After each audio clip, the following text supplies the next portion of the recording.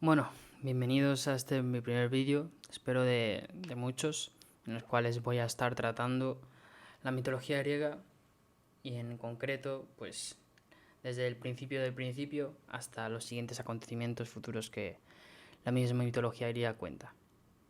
En este vídeo, primero que todo, quiero aclarar que no va a ser un análisis exhaustivo ni profesional, sino que seguramente habrá errores y cosas que pase por alto y demás. Esto será más que todo una visión muy general. Solo más que todo hago el vídeo pues por mera curiosidad, nada más.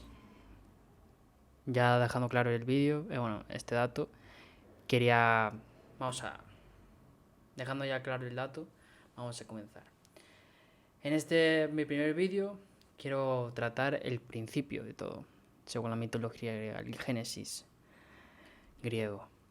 En el principio, según la mitología griega, lo que había era un estado primordial muy primigenio de todo, algo que ni siquiera era concebible en todos los sentidos.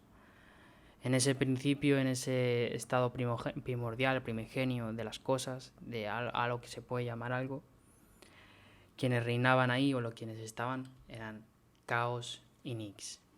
Caos era el rey de esa masa, de ese estado anterior a la existencia.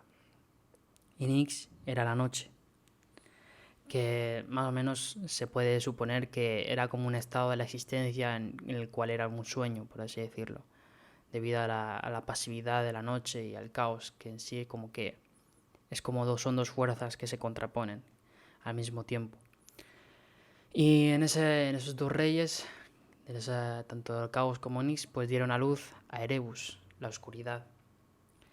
En ese letargo sueño, ese eterno sueño en el que estaban, decidieron llamar a su hijo Erebus para que les diese una solución para acabar con ese letargo. Y a Erebus se le ocurrió la mejor idea, que era destronar a su padre y reinar él. Y al reinar Erebus, pues se unió a su madre, Nix, la noche.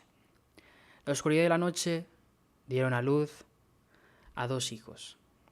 Son Éter y Hemera. Éter y Hemera significan luz y día. Luz y día, cuando fueron concebidos, vieron con el paso del tiempo que eran muy poderosos, más que sus padres, y que tenían mejor futuro, por así decirlo, que ellos. Entonces decidieron usurpar sus puestos y reinar en su lugar.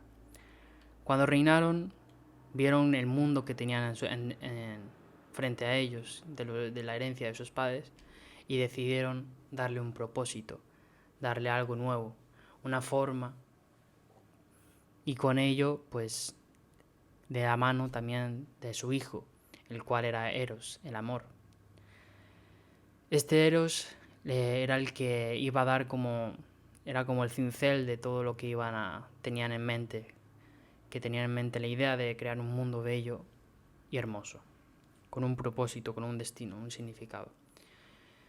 Pues bueno, en ese propósito, pues Éter y Hemera y Eros se unieron, por así más o menos, sería una unión, pues salieron Gea y Pontos, que son la tierra y el mar.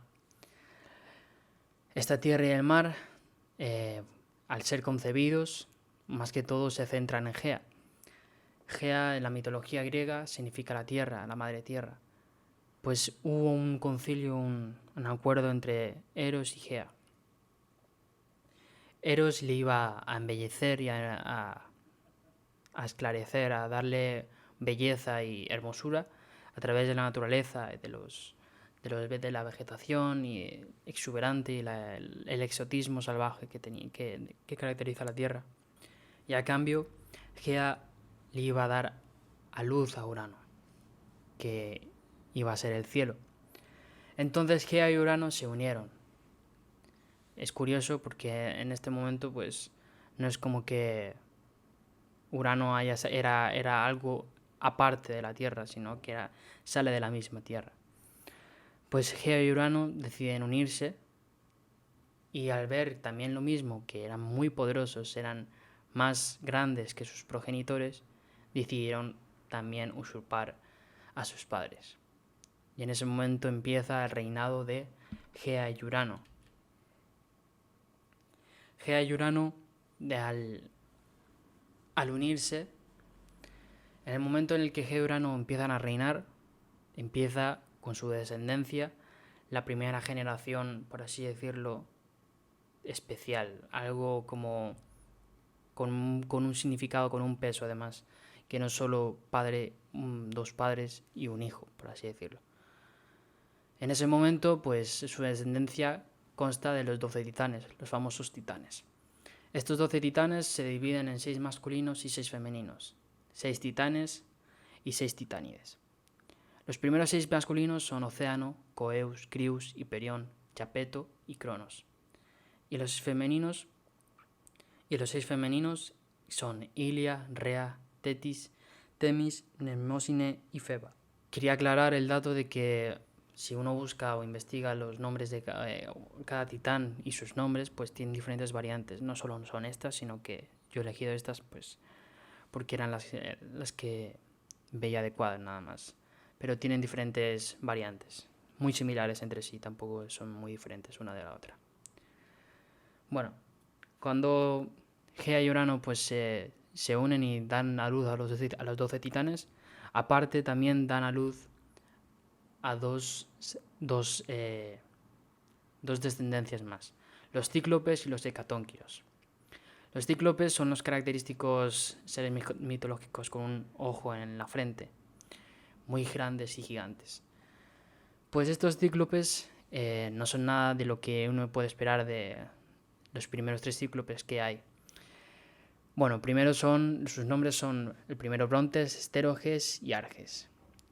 Estos 3 primeros, lo que significan sus nombres son Brontes, el trueno, Estéroges, el rayo, y Arges, el rayo relampagueante, el brillo del rayo en sí. Nada que ver con la caracterización que hacen siempre de un gigante con un ojo en la cabeza, pero así lo explica la mitología griega. Y los hecatónquiros. Los hecatónquiros eran seres con 100 brazos y 100 manos y 50 cabezas, monstruos de la mitología griega, de los cuales los primeros 3 fueron Cotus, Briareo y Gies, y realmente no encontré un significado concreto a cada nombre, pero lo que sí coinciden lo que sí coinciden eran el significado de fuerte, de seres muy, muy fuertes y poderosos, de los cuales la mitología griega hace especial énfasis en que tanto los titanes como los cíclopes y hecatónquiros eran muy fabulosos, muy poderosos. Y tras lo cual, pues al ver eso, Urano, en especial, pues empezó a temer de que fuese a pasarle lo mismo que a sus padres, que lo fuesen a destronar y a quitarlo de en medio. Por lo que se le ocurrió la idea de Urano empezar a arrojar a sus hijos, en especial a los titanes, al momento de nacer, igual a los cíclopes y hecatónquiros, a un abismo muy profundo que había en ese mundo, en ese universo, el llamado Tártaro. Este Tártaro tiene significado de infierno para nosotros, el Hades griego, aunque realmente significa un abismo muy profundo, en el cual pues fueron los primeros habitantes, pues los hijos de Urano y Gea. En ese momento en el que Urano se le empieza a arrojar a sus hijos, Gea ve ese panorama y empieza a estar molesta porque no está de acuerdo con lo que Urano quería, pero por mucho que ella reclamaba, pues Urano no quería. Entonces Gea pues decidió vengarse. Juró vengarse de Urano y entonces va directa hacia el Tártaro. En el Tártaro habla con sus hijos, los cuales no confían en ella, sino que tienen rencor hacia ella por lo que le hicieron, por lo que les han hecho, a excepción de uno, el más joven, según la mitología, y el más valiente, el llamado Cronos. Cronos aquí hace un gran papel porque es el único que hace caso a su madre. Entonces Gea le urde, entre Cronos y Gea urden un plan. Y entonces Gea le da su característica guadaña, de la cual siempre se recuerda a Cronos. Entonces Gea le dice a Cronos que se acerque a él mientras duerma. Cronos se acerca mientras Urano duerme y coge con su mano izquierda los testículos de su padre Urano y con la guadaña lo castra. Esta castración supone el fin de Urano. No es una muerte como tal, sino es una especie de anulación de Urano para que se sobreponga este nuevo soberano que iba a ser su hijo. Pero no se quedó ahí, sino que Urano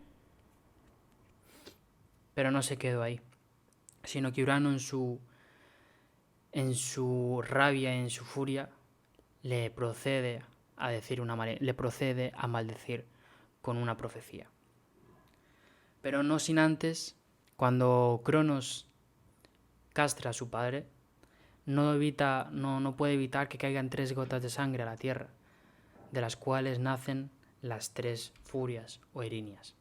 Estas 3 furias son las encargadas de vengar el crimen de parricidio, del cual simbólicamente es Cronos, el primer parricida, de una forma simbólica, y de la misma manera el perjurio y la falta al honor y demás. Sobre todo creo que está más enfocado, en este caso, de hijo a padre, el crimen de hijo a padre. Que también simboliza, vi que también simbolizaba en las 3 furias la culpa de Cronos por cometer ese crimen. Pues tras estas 3 furias, Cronos, en su cólera y en su indignación, le procede a maldecir con una profecía que era que le iba a suceder la misma, que una de la descendencia de Cronos iba a destronarle igual que él hizo con él. Eso se quedó, en el futuro iba a ser importante, pero en ese momento Cronos se alzó con la victoria sobre su padre. Y en ese momento Cronos se convierte en el supremo gobernador del mundo que había, el cual era bello y hermoso, dado por la herencia de sus padres. Y este tiempo se convierte en un tiempo muy próspero, muy abundante, muy feliz, como una especie de primavera para su tiempo, en el cual Cronos se empieza a repartir de forma justa con sus hermanos, que los cuales sacó del Tártaro, y empieza a repartir justamente partes de ese reino, de ese universo a cada hermano. No directamente, no todos tienen parte o tienen una parte del mundo, pero sí la mayoría. Cronos, como supremo gobernador, da a Océano los mares. A Coeus simboliza la inteligencia. A Crius se le relaciona con los rebaños y el ganado. A Hiperión, el que el mismo nombre significa el de las alturas, se le provee del sol, de la lumbrera del sol. Y a Peto no se le concede, por así decirlo, algo específico, pero sí va a ser muy importante en el futuro, sobre todo para la humanidad. A Ilia no se le relaciona exactamente con algo, pero tiene diferentes variantes que ahora mismo no vienen mucho al caso. Rea significa el flujo de la tierra, el flujo constante de la fertilidad y el flujo del correr, de todo lo que es movimiento en la tierra. A Tetis simboliza el fundamento, el establecimiento del mundo. A Temis se le simboliza la ley de la naturaleza. A Mnemosine la memoria. Y a Feba se le simboliza con el brillo, con una corona áurea, que también se le da la luna. A partir de ese momento en el que Cronos reparte a todos sus hermanos una parte de su reino, empieza una época de prosperidad y felicidad, en el cual todos los titanes pues se empiezan a relacionar unos con otros. No todos, sino que algunos se relacionan con su hermano, con el hermano titán, entre hermanos los titanes, y otros titanes se relacionan con hijos de los hermanos que se han unido de los titanes, de sus hermanos titanes. Por ejemplo, Océano se esposa con Tetis, teniendo las 3000 Oceánides, de las cuales 4 fueron famosas, que son Eurínome, Metis, Dione y Clímene. Japeto el titán se casa con esta última que he mencionado, Clímene, teniendo de descendencia a Atlas, a Menetio, a Prometeo y a Epimeteo. Hiperión e Ilia, o Tea, tuvieron a Helios, el sol, a Selene, la luna, y a Eos, y así muchos más, con mucha más descendencia. Pero en general, todo era una época de prosperidad y felicidad, hasta que vino la descendencia de Cronos, que en ese momento empieza a recordar la profecía de la maldición de su padre Urano y empieza a temer por sus hijos, porque uno de sus hijos lo destrone.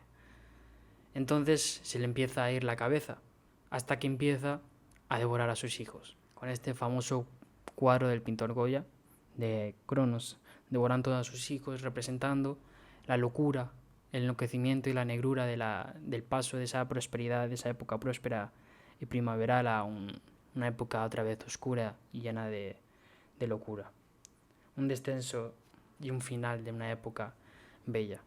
En ese momento Cronos se enloquece y le dice a Rea que todo hijo que ella produzca o engendre se lo dé para que directamente se lo engulla y se lo coma. Así fue, y Rea, inválida y no pudiendo hacer nada, va engullendo a sus hijos uno a uno, y otro, llegando aquí a 5 hijos engullidos, hasta que en el 6º Rea se cansa y decide parar con ello, intentando proteger a su nuevo hijo el 6º. Lo aparta en el momento en el que nace de Cronos, y cuando Cronos le reclama que le dé a ese hijo, ella, de forma astuta, lo envuelve una roca, envolviéndolo en una especie de pañales, haciendo simbolizar al niño, y se lo entrega. Y Cronos, sin miramientos ni comprobaciones, se lo engulle. Cronos se va satisfecho, sin sospechar absolutamente nada. Entonces Rea se esconde con su 6º hijo, al cual llamó Zeus. Pero por mucho que se esconda, ella sabía en su cabeza que teniéndolo por ahí al niño y ella no podía durar mucho sin que Cronos se pudiese enterar. Entonces se le ocurrió la idea de dejarle la crianza y el cuidado de Zeus a las ninfas melianas, Adrastea e Io, las cuales lo conservaron y lo criaron en el monte Ida, en una de las cuevas suyas, criándose junto a Pan, el hombre mitad hombre mitad cabra, el cual se le consideró como un hermanastro para él. Y tanto él como Pan se amamantaban de una cabra llamada Maltea, de la cual se dice que con el tiempo Zeus la recompensó convirtiéndola en una constelación en el cielo. Además, para evitar que los llantos de Zeus fueran oídos por Cronos, Rea dejó a cargo a las sacerdotisas suyas llamadas los curetas, curetes o coribantes, teniendo diferentes variantes, los cuales eran 9 admiradores de Rea o bailarines que junto con armas danzaban y proferían gritos de batalla y guerra al mismo tiempo que cantaban himnos. Ellos, al hacerlo, cubrían o ahogaban el llanto de Zeus para que Cronos no lo pudiese oír. Zeus llegó a la edad adulta entre los pastores del monte Ida. Y entonces llegó el día en el que ya adulto iba a cumplir para lo que había nacido, que era para cumplir la profecía de destronar a su padre. Entonces, con la ayuda de su madre Rea y Metis, hija de Océano, urdieron un plan, el cual consistía en asaltar por sorpresa a su padre y con una pócima vomitiva hecha por Metis, hacer que vomitase a todos sus hermanos e hijos de Rea. Zeus hizo tal cual y se alzó con la victoria, derrotándolo, haciendo que expulsase y vomitase a sus hermanos, expulsando primero a la roca, la cual le sustituía a él, y a los 5 hermanos, de los cuales iban a ser los más famosos dioses del Olimpo, los cuales eran los 5 primeros: Poseidón, Hades, Hestia, Demeter y Hera. Entonces Zeus, al igual que su predecesor, dotó a estos hijos, a estos hermanos, de una parte de ese gobierno, de ese reinado que tenía frente a él. Y se instaló en la montaña Olimpo, la montaña más grande que pudo encontrar en todo ese universo. Y en ese momento se considera a Zeus como el supremo gobernador, derrocador de su padre Cronos, aunque no lo mató en sí mismo, sino que lo usurpó, haciendo de forma muy diferente a cómo iban sucediendo las cosas. Aunque debido a su usurpamiento y a al debilitamiento de Cronos, se provocaron 2 bandos, en los cuales estaba Zeus con sus hermanos, a los cuales se aliaron con él titanes, en los cuales eran más sabios, llamados Mnemosine, Temis, Océano e Hiperión, sometiéndose a Zeus, y del otro lado, Atlas, hijo de Iapeto, fue erigido como jefe de los titanes opuestos a Zeus, dando así origen a la primera guerra de todos los tiempos, llamada la Titanomaquia, en la cual consistirá la guerra entre los primeros olímpicos y titanes del lado de Zeus contra los titanes en contra y en rebeldía de ese supremo gobernador llamado Zeus. En una guerra de hermanos contra hermanos. Si te ha gustado el vídeo, compártelo, suscríbete y dale un like. Nos vemos. Chao.